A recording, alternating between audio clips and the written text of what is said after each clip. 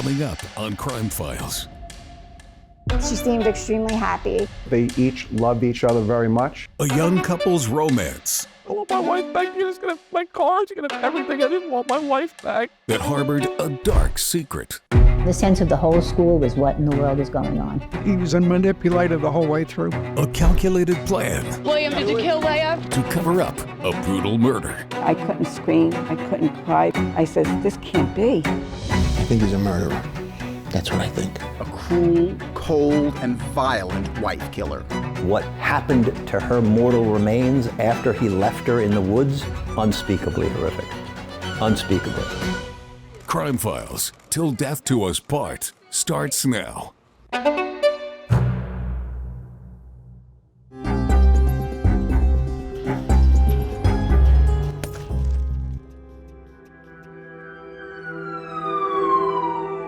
The search is on for a missing school teacher. Nassau police say Leah Walsh left her Bethpage home early Monday morning and just vanished, leaving her car on the side of the expressway. Let's see a picture.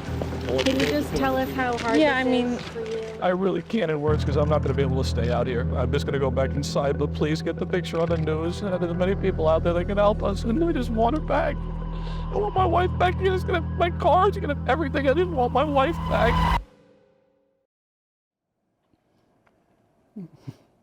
I miss the I love yous. Her singing around the kitchen. Leah Hirschel was the whole package. Growing up, she was a star student, a brilliant violinist, and avid soccer player, living with her parents and older brother in Rockville Center, a quaint village in the corner of Long Island, an hour outside of New York City. I think of her multiple times every day, whatever suited her fancy. And whatever she undertook, she was passionate about. She didn't do anything halfway, ever. She was just fun to be around. She was a clown. I mean, she brought everyone out of their shells. I know, Mom, I know. I tell her, be careful going out. She was just a really fun person. We miss her very much. Leah was a small-town kid with big dreams. She finished college with a double major in marketing and communications. One of her close friends from school, she says she was great with time management. She never missed a test, a paper, or a party. Everything in Leah's life pointed to success. She got her first job at a small marketing company, and then she met the perfect guy. Her coworker, Bill Walsh, was instantly smitten with Leah. Their courtship started as an office romance and then quickly blossomed into a serious relationship. They introduced each other to their families as the one.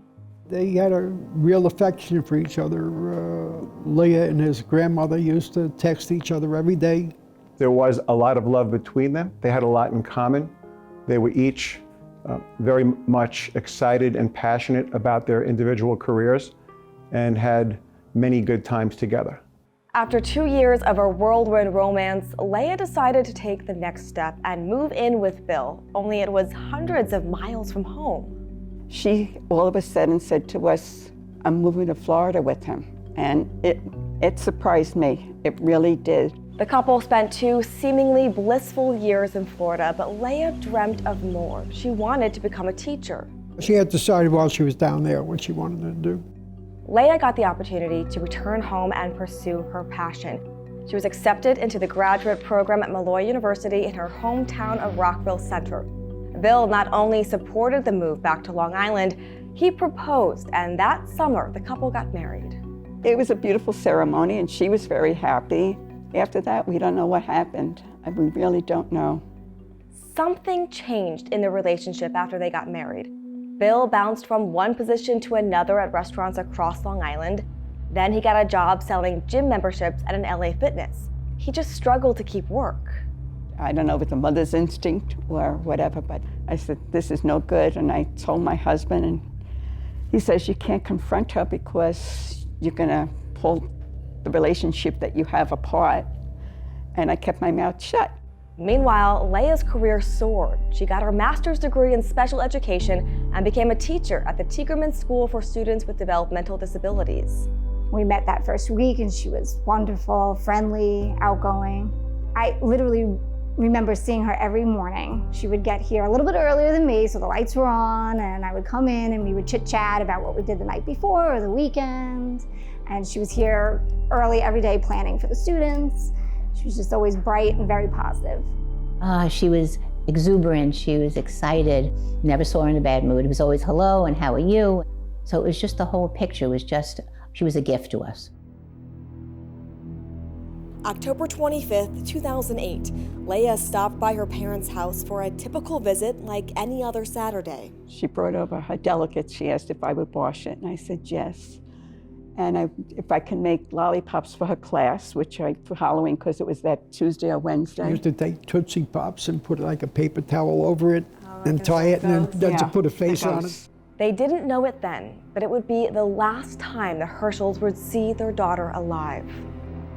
She was fine. She gave us a hug and the same bouncy, cheerful self. She didn't let on a thing. But on Monday, Leah, always the first to get to her classroom and prepare for her students, didn't show up for work. I just walked in the door and I realized the light was out. I was like, oh, that's weird. I texted the other teacher. I said, is she out today? Nobody knew anything. So then we started questioning and wondering what we should do from there. This would never have happened with her. It's because she was most responsible, most caring, and would definitely have let us know if she wasn't going to be coming. I was driving a school bus at the time, my retirement job, and I was home for lunchtime and whatnot, and I got a call from the school that she didn't show up from work. Do I know what? Howard tried calling his daughter dozens of times. There was no answer. He had to get back to work, driving kids home from school. He drove down the Seaford-Oyster Bay Expressway, his normal route. But on this drive, he noticed his daughter's car in plain sight on the side of the highway with a flat tire. It was noticeable because there was a big Mets sticker on the back of it. Leah was a big Mets fan, apparently. Howard couldn't pull over with a bus full of kids, so he called Leah's husband, Bill Walsh. After speaking with his father-in-law, Bill Walsh immediately called 911 to report his wife of 3 years missing. When officers got to Leah's car, the driver's seat was pushed all the way back, too far from the pedals for Leah, who's 5'1". Also, the flat tire wasn't slashed. It had been deflated. Which is an odd way for a tire to go flat. Police started to scour the woods near her car. They found Leah's purse, but it was missing her phone, her keys, her wallet, and ID. The detective, he notified us and said, I'm not getting a good feeling on this. I think maybe you guys should come out and take a look. Nassau police say they are treating this as a missing persons case. They are interviewing her husband, but they say that is routine. They are also reaching out to the public for help. Her father outside his Rockville Center home was too distraught to speak on camera, but her husband William briefly came out to plead with reporters to get her picture out there. Please get the picture on the news, and there's many people out there that can help us, and we just want her back. I want my wife back. She's gonna have my car, she's gonna have everything. I just want my wife back. My brother's torn apart. His wife is missing. He has no idea where she is. None of us do. Guys, I don't have any comments right now. Cops aren't saying if he's a suspect, but Tommy Walsh says his brother did nothing wrong. I know my brother would never hurt her in a million years. Police intensified their search for Leah, stopping cars along the Seaford-Oyster Bay Expressway, backing up traffic for miles in case someone saw something that could help in their investigation. Bill handed out flyers with pictures of his wife, hoping someone might recognize her. I kept calling him and whatnot to find out if he had heard anything. And I figured she was abducted and raped or something. But I said, in between my rosaries, I said, she's a fighter and she's gonna get through this. 72 hours into Leah's disappearance, there was a shocking discovery 13 miles from her car. A worker at the North Hills Country Club stumbled upon a body covered in garbage bags in the woods. Police say it's a body of a white female. It's been there for more than 24 hours, but so far police have not connected the two cases. Police realized they could have another criminal investigation on their hands. We have not identified the body. So we still have a missing persons case going on, and we have a homicide that took place here in North Hills. It's nerve-wracking, but we can only hope for the best and that it has nothing to do with Leah. The body had been in the elements for more than a day, making it difficult to identify. Detectives investigating Leah's disappearance had an idea. They knew her fingerprints would be on file with the state because she was a teacher. They drove 3 hours to the state education department to compare her fingerprints to the body.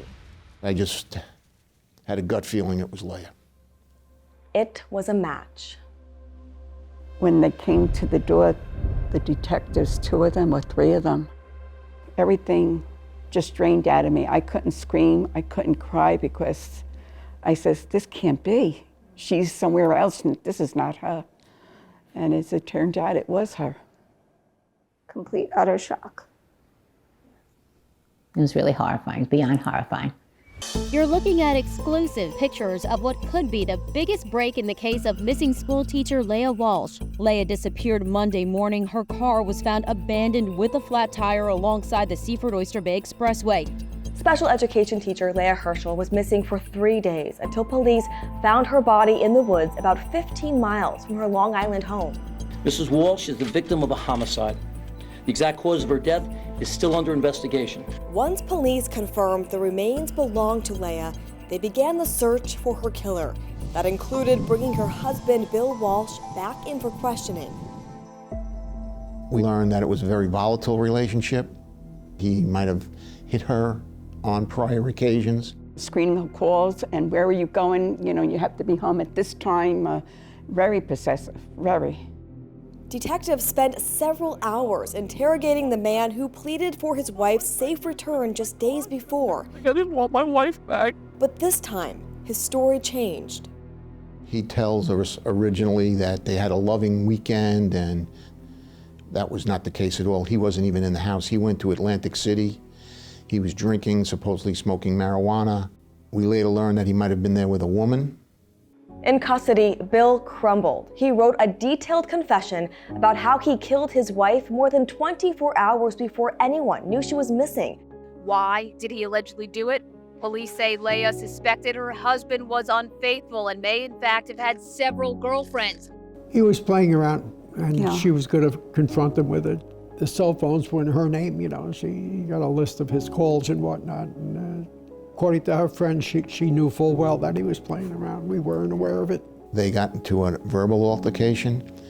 They then started to tussle, and he describes them falling to the floor with his arm around her neck. And at some point, he realized that she wasn't alive.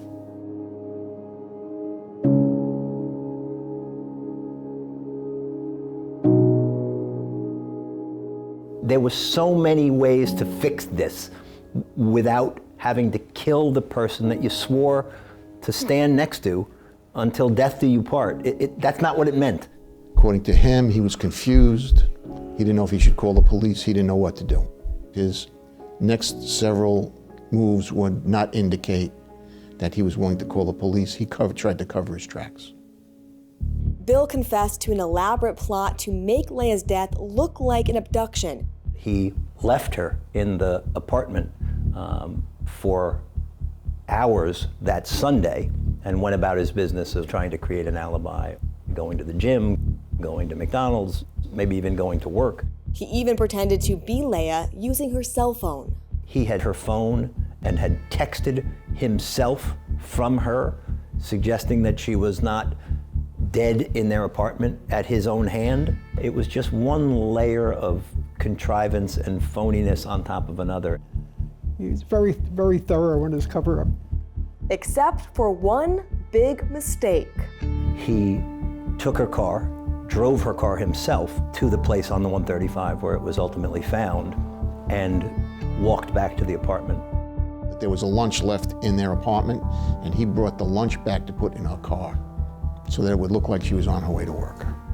He didn't walk back this time. He drove back, and he drove a taxi cab yellow Mustang muscle car that is loud and obnoxious and visible, you know, when you see it driving past you. As luck would have it, someone did see that car. A state worker told police he saw Leah's car on the side of the highway just before sunrise.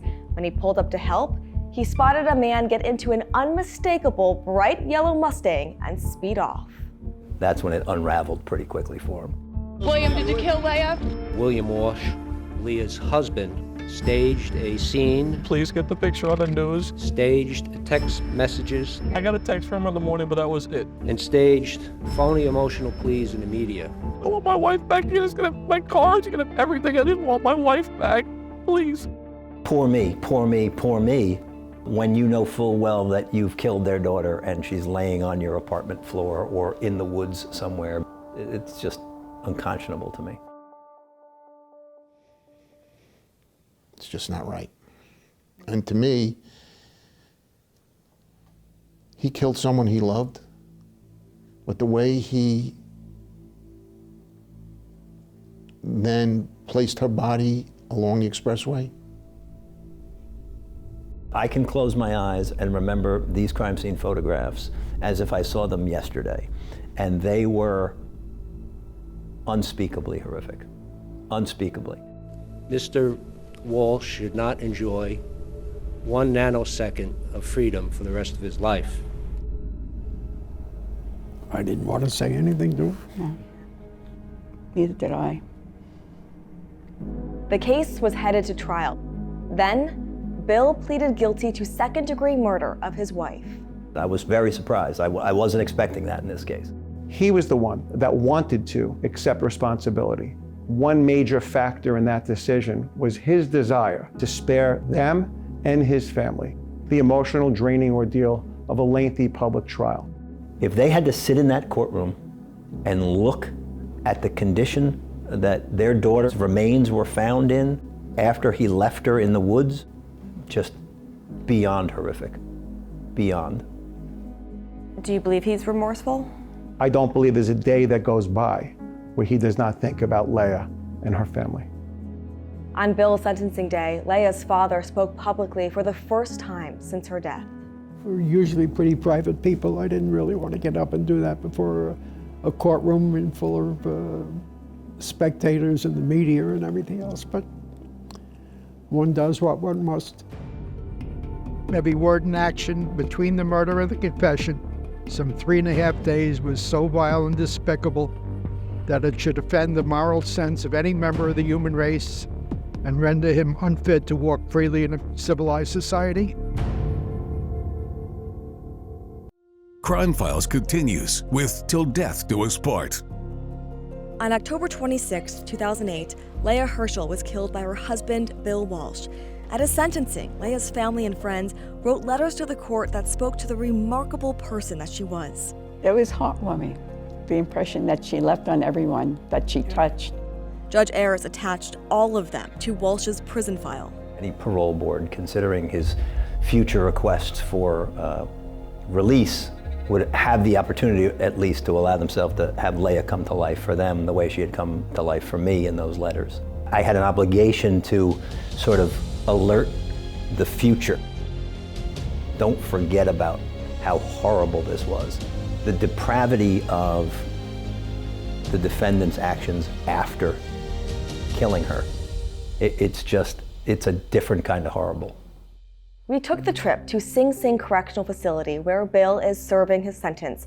He didn't really give a reason why he did not want to talk on camera, but did admit to us that he regrets his actions on that day more than a decade ago.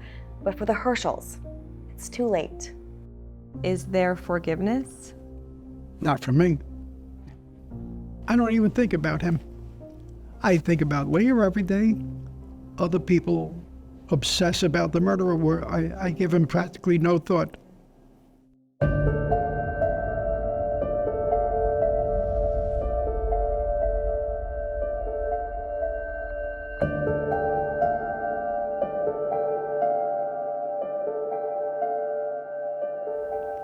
Think about Maddie Hirschel, Howard Hirschel, waking up every morning, and the first thing that they think about is that their daughter is gone, was brutally murdered at the hands of a family member, a person that they had embraced as their own.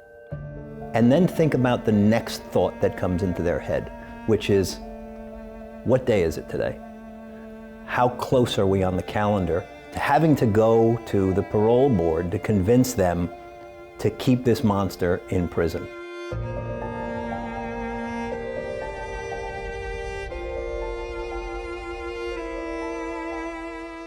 No sooner do you get over it, and you have to start all over again, which is nerve-wracking.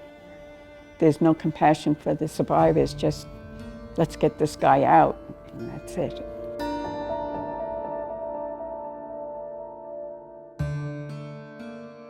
She had so much to give and so much to get from life. We have the tree outside and the memorial for her, and that's why this room is dedicated to her, because, you know, she deserved that and much more.